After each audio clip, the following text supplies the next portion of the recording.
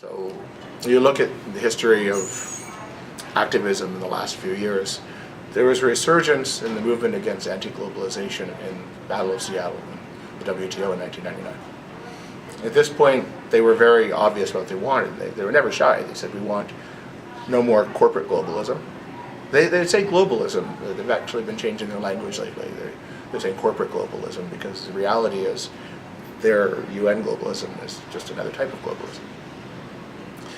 And so these all come out of the same movement. And you look at the history of the movements. The Seattle WTO started a lot of the violence and a lot of the activities there were by the Rucka Society, who were in tides.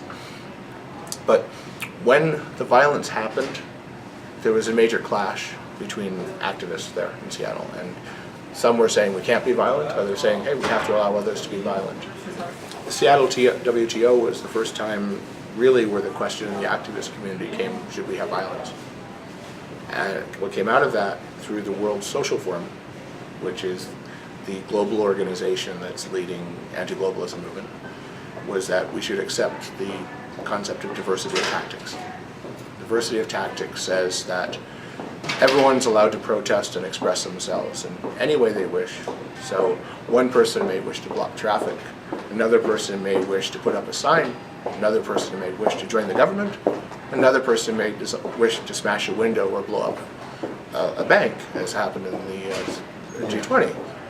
And with the doctrine of diversity of tactics, we must accept whatever people choose to do.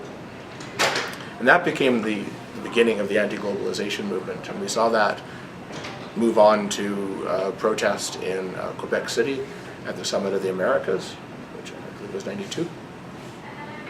And the Summit of the Americas was the first in Canada. And we looked, the people involved there was the Council of Canadians and the same foundations and unions in Quebec City. In Quebec City were the first time we had real black bloc actions in Canada. When I was mentioning the Love as a Movement to people, this is an interesting thing I should have mentioned. One more person in that group of tattoos is a man who goes by the name of Velcro Ripper. Velcro Ripper did the movie Occupy Love.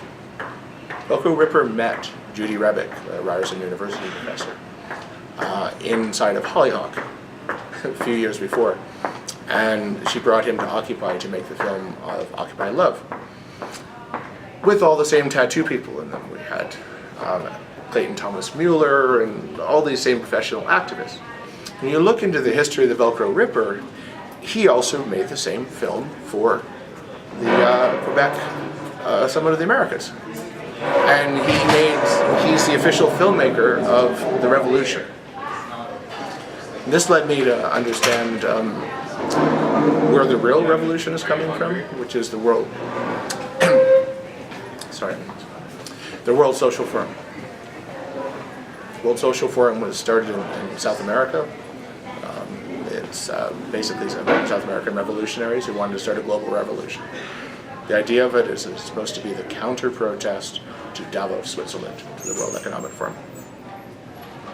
The World Social Forum in Canada, so in each country for the World Social Forum, they have an organization that represents them.